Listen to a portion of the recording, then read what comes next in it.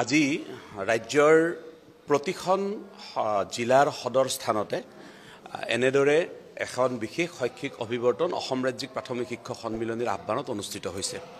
ৰাজ্যিক আহ্বানৰ প্ৰতি সঁহাৰি জনাই ইয়াত গুৱাহাটী মহকুমা প্ৰাথমিক শিক্ষক সন্মিলনীয়ে অনুষ্ঠিত কৰা এই অভিৱৰ্তনৰ জৰিয়তে শেহতীয়াভাৱে ৰাজ্য চৰকাৰে ৰাজহুৱা প্ৰাথমিক শিক্ষা সন্দৰ্ভত যিবোৰ প্ৰচাৰ কৰি আছে আৰু প্ৰকৃতাৰ্থত বাস্তৱত যিটো সমস্যা এই কথাখিনি আজি আমাৰ এই বিশেষ অভিৱৰ্তনত আমি আলোচনা কৰিছোঁ।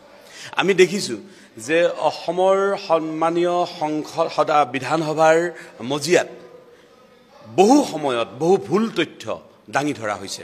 শেহতীয়া বিধানসভাত মাননীয় শিক্ষামন্ত্ৰী ডাঙৰীয়াই ক'লে যে অসমত হেনো মাত্ৰ 3খনহে শিক্ষক নথকা বিদ্যালয় আছে, য'ত গুণোৎসৱৰ ঠিক আগমুহূৰ্তত শিলচৰত মাত্ৰ এটা মহকুমাৰ অধীনত 37খন শিক্ষকবিহীন বিদ্যালয়ত জোৰাতাপলি মাৰি শিক্ষক দিয়া হৈছে, য'ত দুধনৈৰ নিচিনা শিক্ষাখণ্ড এটাত 4খন বিদ্যালয়ত শিক্ষক দিয়া হৈছে। তাত কিন্তু শিক্ষামন্ত্ৰীয়ে কৈছে যে গোটেই অসমত মাত্ৰ 3খনহে আছে। আচলতে অসমত প্ৰায় 5 শতাধিক বিদ্যালয়ত আজিও শিক্ষকবিহীনভাৱে বিদ্যালয় চলিছে। এজনীয়া বিদ্যালয়ৰ সংখ্যা 4000তকৈ অধিক হ'ব, দুজনীয়া বিদ্যালয়ৰ সংখ্যাৰ কথা নকওঁ। আজি বিদ্যালয়সমূহত শিক্ষকসকলে পাঠ্যক্ৰম বহিৰ্ভূত কামৰ কাৰণে পয়োভৰত মানে যিটো অৱস্থাৰ সৃষ্টি হৈছে যে ছাত্ৰ ছাত্ৰীসকলক পাঠ্যক্ৰমৰ পাঠদান কৰিবৰ কাৰণে সময় নাথাকে। তাৰোপৰি ৰাজ্য চৰকাৰৰ কেবিনেটে অসমৰ ৰাইজৰ যি আশা আকাংক্ষা বা অসমৰ ৰাইজৰ যি আহ্বান, এই আহ্বানৰ প্ৰতি সঁহাৰি জনাই যোৱা 2 আগষ্ট তাৰিখে অসম চৰকাৰৰ কেবিনেটে ৰাজ্যৰ প্ৰাথমিক বিদ্যালয়সমূহত 2023 চনৰ 2 আগষ্ট তাৰিখে কেবিনেট সিদ্ধান্তযোগে প্ৰধান শিক্ষকৰ পদ দিম বুলি এটা ঘোষণা কৰিলে। কিন্তু আজি 1.5 বছৰ পাৰ হ'ল, সেই ঘোষণা কাৰ্যকৰী নহ'ল।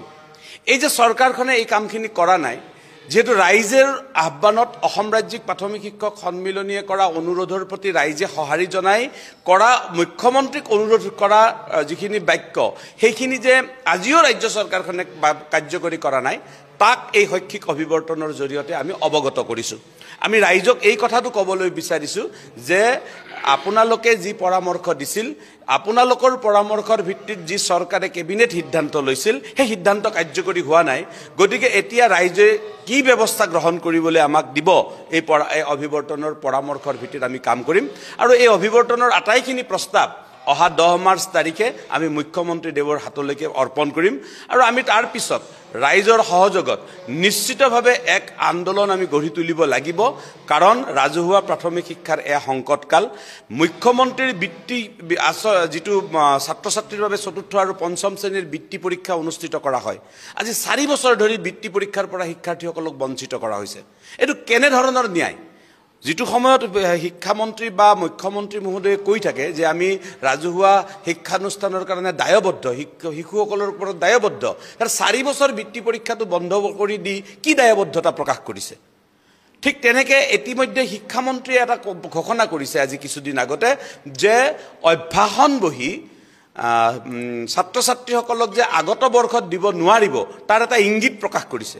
যদি অভ্যাসন বহি বা মূল্যায়ন বহিটো দিবই নোৱাৰে, তেনেহ'লে বিনামূলীয়া শিক্ষা দিয়াৰ যিটো বা পোৱাৰ যিটো অধিকাৰ, ছাত্ৰ ছাত্ৰীসকল বঞ্চিত নহ'বনে? ইত্যাদি যিবোৰ বেছিক কথা, এই কথাবোৰ আজি আমি এই অভিৱৰ্তনৰ জৰিয়তে আমি আলোচনা কৰিছোঁ আৰু আমি ৰাইজৰ পৰামৰ্শৰ ভিত্তিত পৰৱৰ্তী কাৰ্য